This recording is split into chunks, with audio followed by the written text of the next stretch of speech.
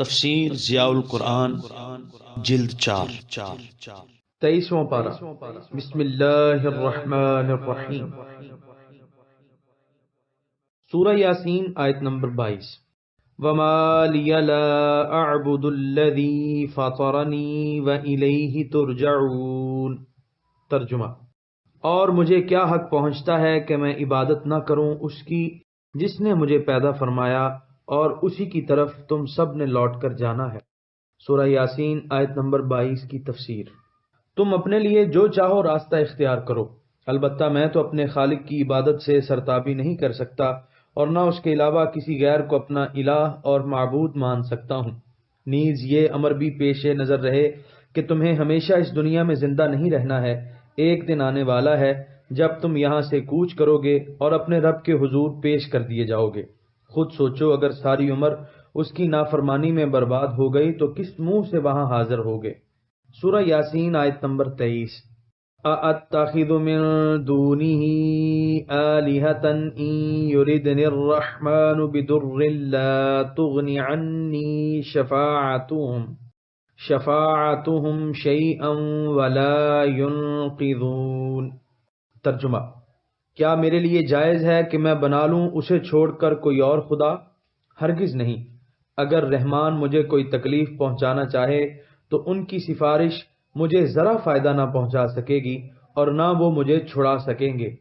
سورہ یاسین آیت نمبر 23 کی تفسیر۔ آخر میں اپنے رب حقیقی کے بغیر کسی بے بس اور ضعیف چیز کو خدا کیوں کر مان لوں؟ ان کی تو یہ مجال ہی نہیں کہ اگر میرا رحمان مجھے کسی مصیبت میں مبتلا کر دے تو وہ آ کر زبردستی مجھے اس کی گرفت سے چھڑا لیں یا میری سفارش ہی کر سکیں۔ ایسے نکمے اور بیکار خداؤں کو مان کر میں کیا کروں گا۔ سورہ یاسین آیت نمبر 24۔ انی اذا لفی ضلال مبین۔ ترجمہ: اگر میں شرک کروں تو میں بھی اس وقت کھلی گمراہی میں مبتلا ہو جاؤں گا۔ سورہ یاسین آیت نمبر 24 کی تفسیر۔ اس حقیقت کو اچھی طرح سمجھتے ہوئے اگر میں پھر شرک میں مبتلا ہو جاؤں تو مجھ سے بڑھ کر اور کون گمراہ ہوگا۔ سورہ یاسین آیت نمبر 25۔ انی آمنت بربکم فاسمعون۔ ترجمہ: میں ایمان لے آیا ہوں تمہارے رب پر، پس کان کھول کر میرا اعلان سن لو۔ سورہ یاسین آیت نمبر 25 کی تفسیر۔ حق کتنا جری ہوتا ہے، حق کا علمبردار کتنا نہ ڈر اور بے باک ہوتا ہے۔ اس آیت کو پڑھ کر ہی اس کا اندازہ لگایا جا سکتا ہے۔ سارا شہر ایک طرف ہے، قوم کے تمام رئیس اور سردار ایک طرف ہیں، سارے مذہبی پیشوا اور سارے سیاسی احکام آگ بگولا ہیں، سارا ماحول غم و غصے سے بپھرا ہوا ہے۔ حالات کے بھڑکتے ہوئے اس آتش کدے میں کھڑا ہو کر ایک مومن ہی یہ اعلان کر سکتا ہے کہ انی آمنت بربکم فاسمعون، سارے سن لو، میں تمہارے پروردگار پر ایمان لایا ہوں اور میرا جس نے کچھ بگاڑنا ہے بے شک بگاڑ لے، مجھے اس کی ذرا پرواہ نہیں۔ اس مرد پاک باز نے آمنت بربی، میں اپنے رب پر ایمان لایا ہوں نہیں کہا، بلکہ بربکم فرمایا تاکہ انہیں یہ احساس دلائے کہ جس خدا کا وہ بندہ ہے وہ صرف اس کا پروردگار نہیں بلکہ ان سب کا پروردگار بھی ہے۔ سورہ یاسین آیت نمبر 26۔ قیل ادخل الجنہ قال یا لیت قومی یعلمون۔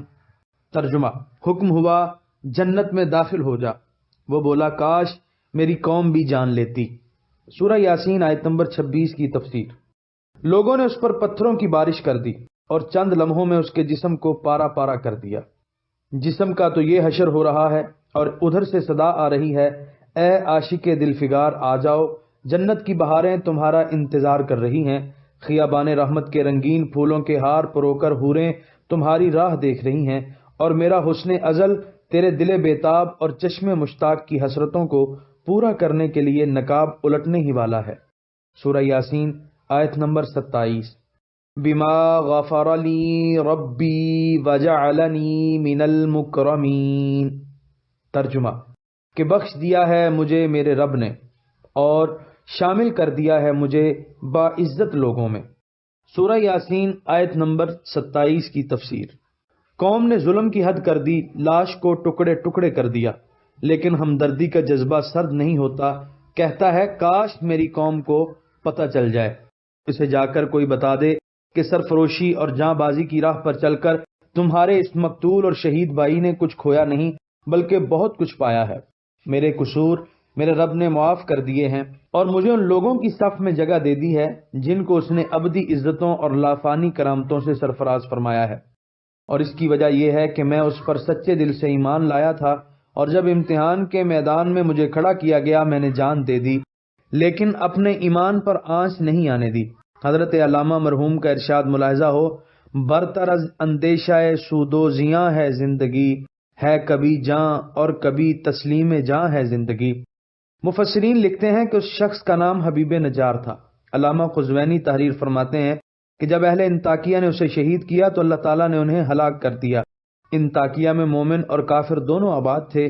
وہ خوفناک کڑک جس نے کفار کو موت کی نیند سلا دیا، اہل ایمان کو اس سے محفوظ رکھا گیا، یہاں تک کہ جو اہل ایمان محو خواب تھے وہ بدستور سوئے رہے، ان کی آنکھ بھی نہ کھلی۔ انطاکیہ کے بازار میں ایک مسجد ہے، اس مسجد کو مسجد حبیب کہا جاتا ہے۔ اس کے صحن میں ان کا مزار پرانوار ہے، لوگ اس کی زیارت کے لیے جایا کرتے ہیں۔ آثار البلاد و اخبار العباد للقزوینی، صفحہ 151، مطبوعہ بیروت۔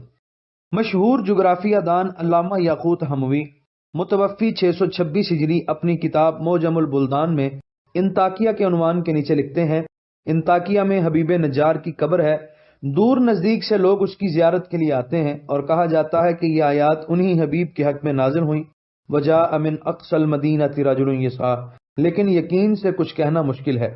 علامہ ابن کثیر کی رائے آپ چند صفحے پہلے پڑھ آئے ہیں۔ واللہ اعلم بالصواب۔ سورہ یاسین آیت نمبر 28۔ وما انزلنا على قومه من بعده من جند من السماء وما كنا منزلین۔ ترجمہ، اور نہ اتارا ہم نے اس کی قوم پر اس کی شہادت کے بعد کوئی لشکر آسمان سے، اور نہ ہمیں اس کی ضرورت تھی۔ سورہ یاسین آیت نمبر 28 کی تفسیر۔ ہمیں ان سرکشوں کی سرکوبی کے لیے آسمان سے فرشتوں کا لشکر اتارنے کی ضرورت نہیں پڑی۔ جب ہم نے ان کو تباہ کرنے کا فیصلہ کیا تو ایک ایسی گرج اور کڑک پیدا کی کہ وہ چشمے زدن میں بجھی ہوئی راکھ کا ڈھیر بن گئے۔ خامدین، بھڑکتی ہوئی آگ کے بجھ جانے کو خامدہ کہتے ہیں، یعنی پہلے وہ آگ کے انگاروں کی طرح دہک رہے تھے اور اس کے شعلوں کی طرح لپک رہے تھے۔ ایک گرج نے ان مغروروں کا قصہ تمام کر دیا جیسے کسی نے منو پانی ڈال دیا ہو۔ سورہ یاسین آیت نمبر 29۔ ان كانت الا صيحة واحدة فاذا هم خامدون۔ ترجمہ، نہ تھی مگر ایک گرج، بس وہ بجھے ہوئے کوئلے بن گئے۔ سورہ یاسین آیت نمبر 30۔ یا حسرة علی العباد ما یأتیہم من رسول الا كانوا به یستہزئون۔ ترجمہ، صد افسوس ان بندوں پر، نہیں آیا ان کے پاس کوئی رسول مگر وہ اس کے ساتھ مذاق کرنے لگ گئے۔ سورہ یاسین آیت نمبر 31۔ الم یروا کم اہلکنا قبلہم من القرون انہم الیہم لا یرجعون۔ ترجمہ، کیا انہیں علم نہیں کہ کتنی امتوں کو ہم نے ان سے پہلے ہلاک کر دیا اور وہ آج تک ان کی طرف لوٹ کر نہ آئے۔ سورہ یاسین آیت نمبر 32۔ وَإِن كُلٌّ لَّمَّا جَمِيعٌ لَّدَيْنَا مُحْضَرُونَ۔ ترجمہ، اور ان سب کو ہمارے سامنے حاضر کر دیا جائے گا۔ یہاں پر 23ویں پارے کا پہلا رکوع مکمل ہوا۔